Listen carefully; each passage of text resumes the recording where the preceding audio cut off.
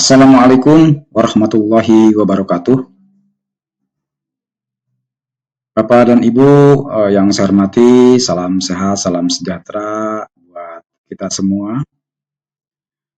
Bapak Ibu yang saya hormati, pada kesempatan kali ini, pada video kali ini, saya akan berbagi informasi berkaitan dengan P3K atau pegawai pemerintah dengan perjanjian kerja paruh waktu dan bagaimana masa depannya.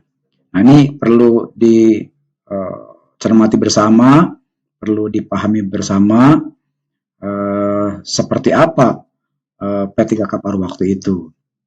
Nah, untuk itu Bapak dan Ibu simak penjelasannya baik-baik supaya Bapak dan Ibu yang saat ini berstatus sebagai ASN P3K, SMAP sebagai honorer, dan bagaimana caranya mekanisme pengusulan P3K paruh waktu.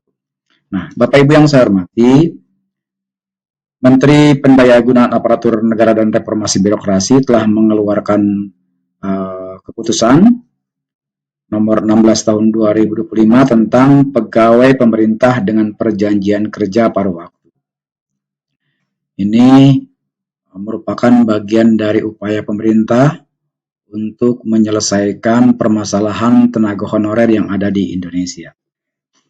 Bapak dan Ibu yang saya hormati, mari kita cermati bersama poin demi poin, pasal demi pasal dari Permen Pan RB nomor 16 tahun 2025 ini terkait dengan pegawai pemerintah dengan perjanjian kerja paruh waktu. Bagi Bapak Ibu yang telah dinyatakan lulus menjadi ASN P3K, saya ucapkan selamat. Dan bagi Bapak Ibu yang belum memiliki kesempatan, ada kesempatan terbuka lebar di depan mata kita, yaitu pegawai pemerintah dengan perjanjian kerja paruh waktu. Bapak Ibu yang saya hormati, apa itu pegawai pemerintah dengan perjanjian kerja paruh waktu? P3K paruh waktu adalah pegawai aparatur sipil negara atau ASN yang diangkat berdasarkan perjanjian kerja dan diberikan upah sesuai dengan ketersediaan anggaran instansi pemerintah. Jadi, kalau dilihat dari diktum pertama ini, bahwa ASN P3K paruh waktu adalah bagian dari aparatur sipil negara dan digaji berdasarkan ketersediaan anggaran instansi pemerintah. Lalu di diktum kedua, pengadaan P3K paruh waktu dilaksanakan dalam rangka, nah ini pemerintah juga ingin menyelesaikan penataan pegawai non-ASN yang saat ini masih banyak di instansi pemerintah. Yang kedua, pemenuhan kebutuhan ASN di lingkungan instansi pemerintah. Jadi memang kalau dilihat dari rasio kebutuhan aparatur sipil negara, terutama untuk tenaga guru di Indonesia itu, kita masih sangat jauh dari ideal. Sehingga ASN P3K paruh waktu ini menjadi solusi jangka pendek untuk menutupi kekurangan ASN yang ada di Indonesia. Yang ketiga, poin C-nya itu memperjelas status pegawai non-ASN untuk mengisi jabatan ASN.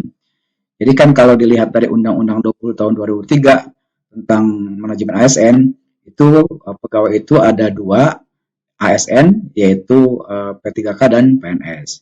Jadi ke depan tidak ada lagi pegawai non ASN yang ada di instansi pemerintah dan semuanya sudah ditetapkan sebagai ASN baik PNS maupun P3K dan P3K paruh waktu. Yang poin D itu peningkatan kualitas pelayanan publik untuk mendukung kelancaran pelaksanaan tugas dan pelayanan kepada masyarakat. Selanjutnya Bapak dan Ibu, proses pengadaan P3K paruh waktu itu untuk mengisi jabatan guru, jabatan tenaga kesehatan, jabatan tenaga teknis, pengelola umum operasional, operator layanan operasional, pengelola layanan operasional atau penata layanan operasional. Nah, di diktum keempat, apakah semua orang honorer bisa menjadi P3K paruh waktu? Pengadaan P3K paruh waktu dilakukan berdasarkan hasil seleksi ASN tahun 2024. Jadi kalau seandainya misalkan ada yang tidak mengikuti seleksi ASN tahun 2024, maka sudah dipastikan tidak bisa diangkat menjadi P3K paruh waktu. Jadi yang ikut pengadaan P3K P3K ASN P3K tahun 2020. Seleksi ASN itu kan ada dua, yaitu seleksi CPNS dan seleksi P3K. Di diktum kelima, Bapak dan Ibu, kita cermati bersama supaya Bapak Ibu juga tidak gagal paham. Pengadaan P3K paruh waktu dilaksanakan bagi pegawai non-ASN yang terdaftar dalam pangkalan database pegawai non-ASN BKN dengan ketentuan sebagai berikut. Yang pertama, ini yang paling penting Bapak dan Ibu, telah mengikuti seleksi CPNS tahun anggaran 2024, namun tidak lulus. Ikut CPNS tapi tidak lulus. Jadi nanti akan diangkat menjadi ASN P3K paruh. Telah mengikuti seluruh tahapan seleksi P3K tahun 2024, namun tidak dapat mengisi lowongan kebutuhan. Artinya tidak dapat mengisi lowongan kebutuhan yang sudah ditetapkan oleh instansi pemerintah. Nah, itu yang akan menjadi ASN P3K paruh waktu. Di diktum ke-6, status kepegawaian P3K paruh waktu ditetapkan sebagai pegawai pada instansi pemerintah dan diberikan nomor induk pegawai, nomor induk P3K atau nomor identitas pegawai ASN. Jadi Bapak dan Ibu, ASN P3K paruh waktu tepat memiliki nomor induk pegawai atau kita sering menyebutnya menjadi NIP. Baik itu NIP, nomor induk pegawai pemerintah dengan perjanjian kerja paruh waktu. Jadi Bapak Ibu memiliki nomor induk itu. Ini memang terobosan luar biasa dari pemerintah bagaimana menyelesaikan permasalahan ASN yang ada pada non ASN yang ada di instansi pemerintah. Berikutnya Bapak dan Ibu, proses pengadaan P3K paruh waktu itu yang pertama adalah pejabat pembina kepegawaian atau PPK mengusulkan rincian kebutuhan PPK paruh waktu kepada Menpan RB. Jadi PPK atau pejabat pembina kepegawaian itu mengusulkan ASN P3K paruh waktu berdasarkan hasil seleksi CPNS dan hasil seleksi P3K tahun 2024 kemudian diusulkan oleh PPK kepada Menpan RB. Rincian kebutuhan P3K paruh waktu bagi pegawai non-ASN sebagaimana dimaksud dalam diktum kelima wajib diusulkan seluruhnya oleh PPK.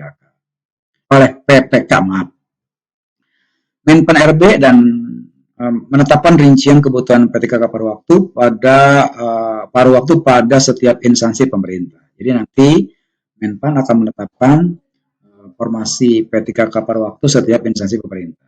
Rincian kebutuhan P3K paruh waktu terdiri atas kebutuhan jumlah, jenis jabatan, kualifikasi pendidikan, dan unit penempatan. Jadi nanti akan ditempatkan di mana unitnya.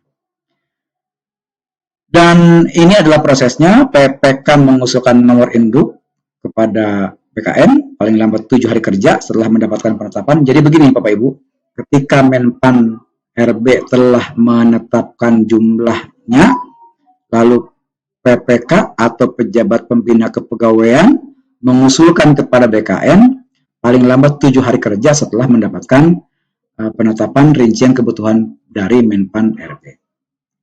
Kepala BKN menetapkan nomor induknya, lalu kemudian penerbitan nomor induk P3K paruh waktu diterima oleh PPK paling lambat 7 hari kerja sejak penyampaian. Dan PPK menetapkan pengangkatan P3K paruh waktu sesuai dengan ketentuan peraturan perundang-undangan. Jadi prosesnya sama seperti rekrutmen aparatur sipil negara baik CPNS maupun P3K yang sudah biasa. Nah, kalau misalkan setelah penetapan kemudian P3K mengundurkan diri, maka PPK membatalkan proses pengangkatan yang bersangkutan. Diktum ke-13, masa perjanjian kerja paruh waktu ditetapkan setiap 1 tahun. Jadi setiap 1 tahun itu akan menandatangani perjanjian kerja sampai dengan diangkat menjadi P3K. Jadi nanti selama masa P3K paruh waktu itu selalu memperbaharui perjanjian kerjanya dengan pemerintah daerah. sampai diangkat menjadi P3K. Keempat, PPK atau Pejabat Pembina Kepegawaian ke-14 nih ya, menetapkan jangka waktu bekerja dan jam kerja P3K per waktu sesuai dengan ketersediaan anggaran dan karakteristik pekerjaan. Jadi nanti ada ketentuan bagaimana pembagian waktunya itu bagi P3K per waktu. Diktum ke-15, keputusan pengangkatan sebagaimana dimaksud dalam Diktum 7 huruf A dijadikan sebagai dasar dimulainya masa perjanjian. Lalu kemudian di Diktum ke-16, P3K per waktu tetap sama melakukan perencanaan kinerja atau menyusun sasaran kinerja pegawai. Jadi sama, dan Ibu, P3K per waktu pun sama seperti ASN P3K maupun PNS, tetap membuat sasaran kinerja pegawai. Ini tentu untuk melihat bagaimana kinerja P3K per waktu tersebut melalui perencanaan yang dibuat sesuai dengan tugas pokok dan fungsi P3K tersebut. Diktum ke-17 tetap dilakukan evaluasi kinerja per triwulan dan tahunan ya berdasarkan capaian kinerja organisasi. Di poin ke-18, Bapak Ibu, hasil evaluasi kinerja sebagaimana dimaksud pada Diktum ke-17 digunakan sebagai pertimbangan perpanjangan perjanjian kerja atau pengangkatan menjadi P3K. Jadi Bapak dan Ibu, ini menjadi dasar sasaran kinerja pegawai dan evaluasi kinerja P3K waktu itu dijadikan dasar sebagai pertimbangan perpanjangan atau pengangkatan menjadi P3K. Jadi sangat penting sekali P3K per waktu membuat sasaran kinerja pegawai dan lalu dievaluasi oleh pimpinan organisasinya. P3K per waktu diberikan upah paling sedikit sesuai dengan besaran yang diterima saat menjadi pegawai non-ASN atau sesuai dengan upah minimum yang berlaku di suatu wilayah. Jadi minimal itu sama yang diterimanya itu besarannya itu saat menjadi pegawai non-ASN.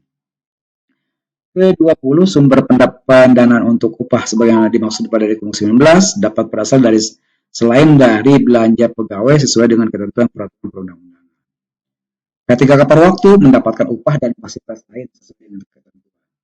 P3K per waktu memiliki kewajiban setia dan taat kepada Pancasila, Undang-Undang Dasar Negara Republik Indonesia tahun 45, Negara Kesatuan Republik Indonesia, dan pemerintah yang sah. Ya, ini poin yang sangat penting sekali. Kemudian mencapai batas usia pensiun atau kalau sudah pensiun atau berakhir maka diberhentikan. Dampak perampingan organisasi bisa diberhentikan kalau seandainya tidak ada lagi induk organisasinya, tidak cakap jasmani atau rohani, tidak berkinerja baik, melakukan pelanggaran disiplin tingkat berat, dipidana dengan penjara atau kurungan berdasarkan putusan pengadilan. Yang ke-20, dalam hal P3K per waktu mengajukan pindah instansi, yang bersangkutan dinyatakan mengundurkan diri.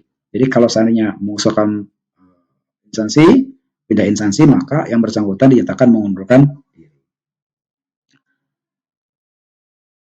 Lalu Diktum ke-23, ketentuan terkait disiplin, tetap kalau disiplin itu tetap harus mengacu pada disiplin yang berlaku pada ASN. Ya. Jadi tetap sama mengikuti peraturan tentang disiplin yang sudah ada saat ini.